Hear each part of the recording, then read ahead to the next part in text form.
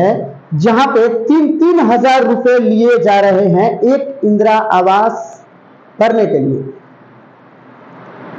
सरकार से विनती है, बड़ी अधिकारियों से विनती है कि इसकी गुप्त रूप से जांच की जाए, जिसमें हर जगह से परेशान जनता को होना पड़ता है। जो लोग 2,000 रुपया देते हैं, 3,000 रुपया देते हैं, वो कहने को तैयार नहीं होते हैं, क्योंकि वो डरते हैं। उनको इतना डरा दिया गया है कि आप अगर बताओगे तो आपका आवास पास नहीं होगा।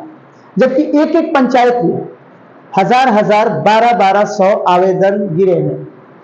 बहुत सारे पदाधिकारी लोगों का वीडियो वायरल हुआ जिसमें जांच कर रहे हैं, लेकिन हमारे सिवान जिला आसपास प्रखंड में हमारा गुप्त रूप से अगर पता कराए एक अनजान व्यक्ति बनके, तो वहां बहुत सारी बातें खुलासा होंगी।